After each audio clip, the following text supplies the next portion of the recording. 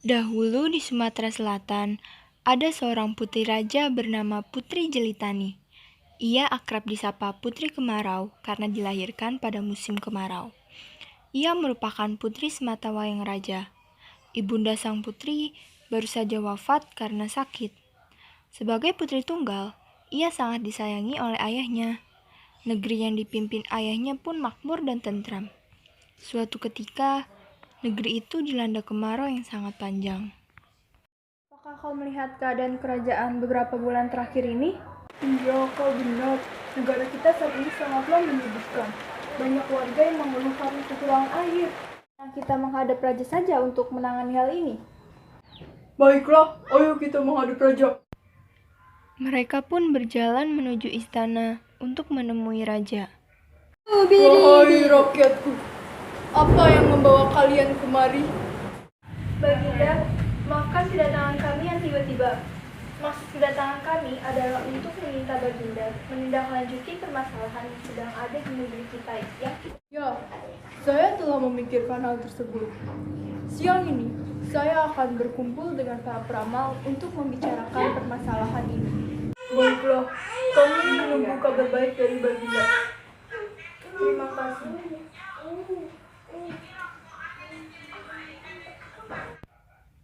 Setelah itu, raja pun mengundang peramal untuk membicarakan permasalahan yang ada di negeri. Ada apakah Baginda mengundang saya kemari? Saya mengundang kalian ke sini untuk menyelesaikan kekeringan yang sedang terjadi di negeri ini. Maaf Baginda, saya tidak bisa menemukan solusi dari masalah ini. Lantas, siapa yang akan menyelesaikan masalah kekeringan ini? Kasihan semua rakyatku menderita akibat kekeringan ini. Maaf Baginda, tapi saya mengenal seorang peramal sakti. Ia tinggal di sebuah desa terpencil dan jauh dari kerajaan. Benarkah? Cepat siapkan kereta pengawal. Saya akan pergi ke desa itu. Baginda! Raja pun pergi ke desa tempat di mana peramal sakti tinggal.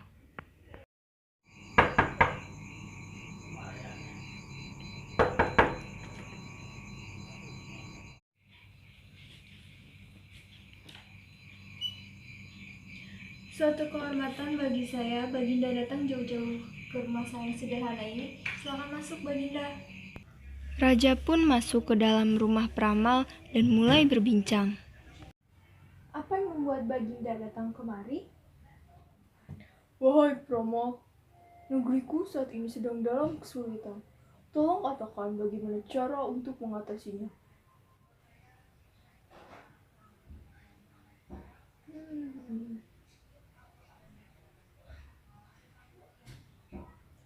Baginda, petunjuk mengenai jalan keluar akan kesulitan negeri ini akan muncul dalam mimpi putri Baginda. Baiklah, hal ini akan kutanyakan kepada putriku. Terima kasih, wahai peramal. Baiklah Baginda. Setelah mendapatkan solusi permasalahan negeri dari peramal sakti, raja segera kembali menuju istana dan menemui putrinya. Putriku, ayah telah bertemu dengan peramal tersebut. Katanya, jalan keluar dari permasalahan ini akan muncul di dalam mimpimu. Apakah kau sudah bermimpi tentang hal itu? Belum ayah, tapi alangkah baiknya jika kita menyerahkan masalah kekeringan ini kepada Tuhan. Benar juga apa yang kau katakan, putriku. Perkataanmu membuat ayah tersadar. Maafkan ayah, putriku. Malam pun tiba. Ketika Putri Kemarau sedang tidur, ia bermimpi bertemu ibunya. Ibunya berkata, "Wahai putriku, kesulitan yang dialami negeri ini akan berakhir jika ada seorang gadis yang mau berkorban dengan menceburkan dirinya ke laut." Ayah, aku sudah mendapatkan mimpi yang ayah katakan. Aku bertemu ibu. Ibu bilang, kesulitan negeri kita akan berakhir bila ada seorang gadis yang mau menceburkan dirinya ke laut. Jika begitu, mari kita beritahukan hal ini kepada rakyat. Ayah akan mengadakan sayembara untuk mencari orang yang bersedia mengorbankan dirinya untuk kerajaan ini. Keesokan harinya, raja berkumpul dengan rakyatnya untuk memberitahukan solusi dari masalah kekeringan yang terjadi. Siapakah dari kalian yang mau mengajukan dirinya untuk menjalankan amanah ini? Maaf bila saya lancang, Ayah. Tetapi, saya rela mengorbankan jiwa saya demi kemakmuran rakyat di negeri kita, Ayah. Jangan! Engkaulah satu-satunya yang aku miliki, Putri, dan engkaulah yang akan meneruskan tahta kerajaan ini nantinya. Lebih baik saya saja menjadi korban daripada seluruh rakyat. Barangkali ini sudah menjadi takdir saya. Baiklah, jika kau memaksa seperti itu, Putri. Apa yang bisa aku lakukan? Nanti malam kita akan pergi untuk ke tepi laut.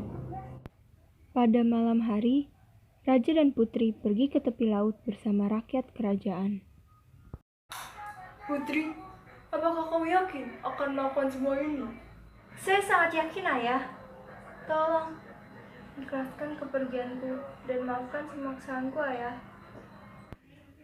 Setelah mengucapkan kata-kata terakhirnya, putri berjalan menuju laut dan tenggelam tersapu ombak. Raja pun bersedih dan kembali ke istana bersama rakyatnya. Di malam hari, saat raja sedang tertidur, ia mendengar suara gaib yang mengatakan bahwa ia harus kembali ke tepi laut untuk bertemu dengan putrinya. Setelah mendengar suara itu, raja kembali ke tepi laut, dan benar saja, di sana ia bertemu kembali dengan putrinya. Raja pun memerintahkan pengawal untuk menjemput putrinya dan membawanya ke istana. Beberapa tahun kemudian, raja menyerahkan kekuasaan pada putrinya. Sejak itu, Putri Kemarau menjadi ratu di negeri tersebut.